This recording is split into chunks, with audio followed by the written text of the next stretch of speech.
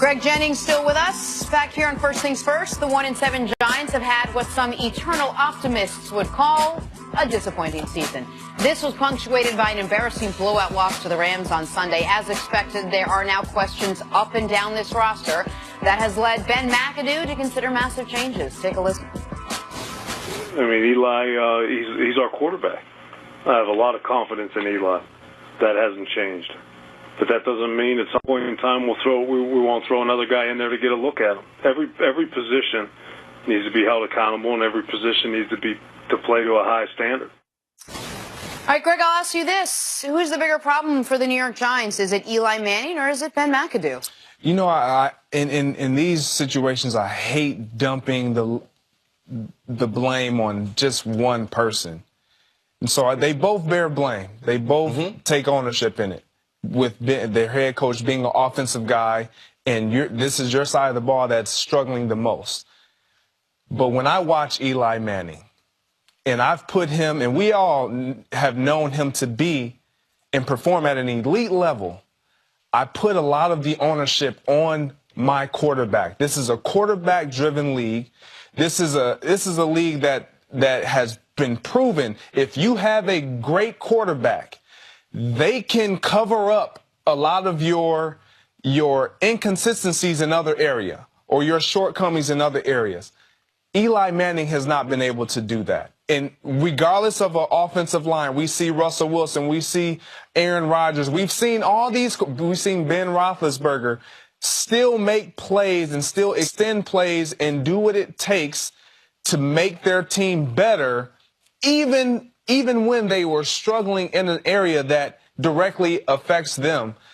I don't see Eli Manning doing that. With receiver play, you still have guys who are out there who can get open. You have young guys, young talent that still can make plays. When I watched them play last week, this past Sunday, he missed throws. He just did. I mean, he never really looks engaged, but it doesn't give me the vibe that Ben McAdoo truly has confidence. He has a hope that he can return to form, but no confidence. Listen, I think the bigger problem is Eli.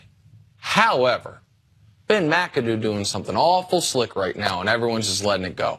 This is not the time any team ever, unless they are done with their quarterback, starts talking about a quarterback change.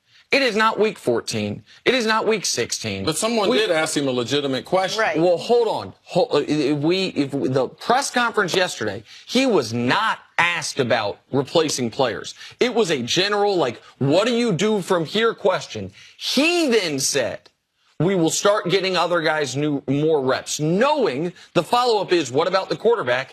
And he then said, that includes everybody. He then the next day. The point that I'm making is this. You know what Ben McAdoo doesn't want us talking about?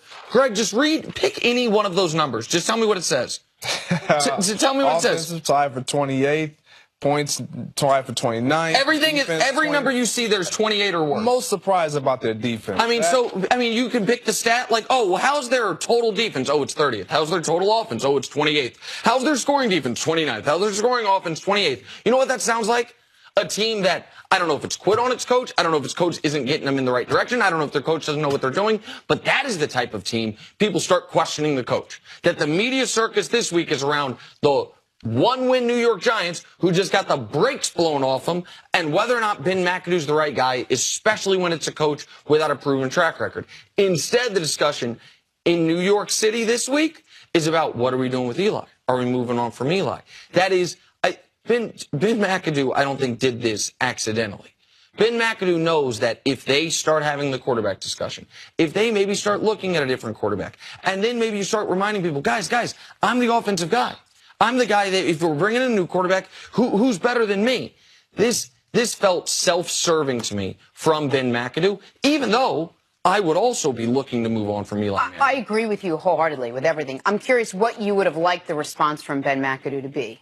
Not start discussing changing your quarterback after week 9. So it would be everything else is up for grabs, but Eli Manning is my guy. You didn't have to mention everything was up for grabs. Well, when you're on teams that lose, I'm very fortunate that I wasn't on many of those teams.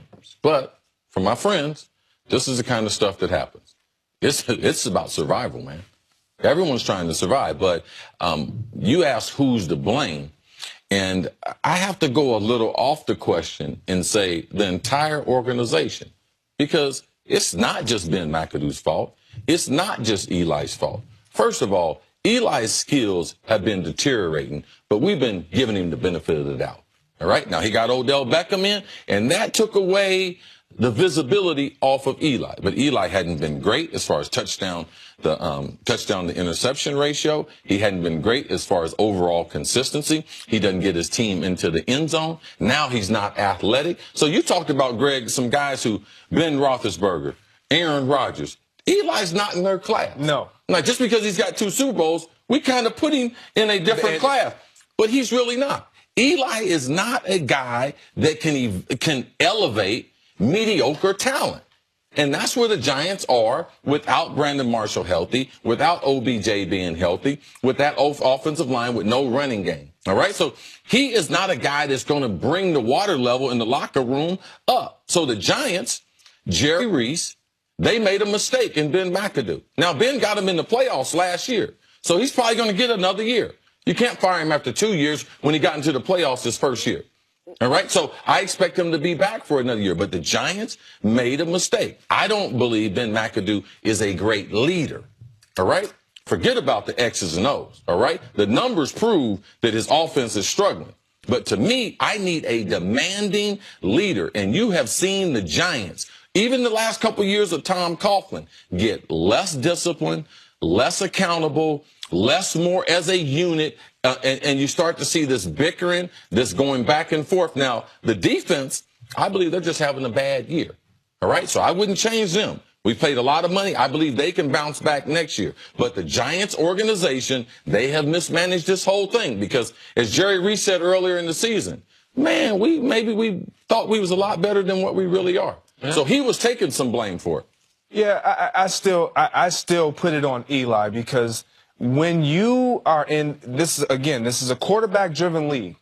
And in this league, it's all about, are we better at quarterback than most? When you look even inside their own division, you think about Eli Manning in that position of quarterback. Oh, he's the worst quarterback. He is the worst quarterback I said in that division. Year. Yes. Like you can't have the oldest guy on your team at quarterback position and say we have a future with this guy. No, you can't say that, because his level of play has not been there since winning the Super Bowl. One time in Eli's defense, though, he wasn't sitting there draft day. He didn't draft Eric Flowers as a left tackle for Miami. That's not his fault. Right. I'm still surprised you think Ben McAdoo will be back next year. But we'll discuss this as we go on. I've kind of been doing this for a minute, and I haven't. overall probability of being right is way mark that down. Yeah. Jenna's skeptical on McAdoo. CC not. You have me down for Put not that in next our year? bet book.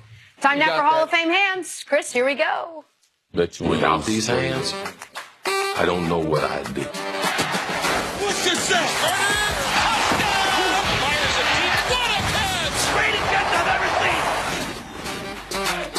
Alex Wasserman of Cortland High in New Jersey with a diving touchdown catch. Oh, here we go. Jersey boys, let's do this. Wasserman. Oh, nice. That's 2 hands. That's one of the hardest ones to catch, is when your body goes horizontal with the ground, because the impact of the ground typically makes the ball come out. Great grab there. Good footage there. Appreciate it. 2 hands, too, kids. I don't think people know how difficult it is to lay out for a ball. Like, you did it a lot.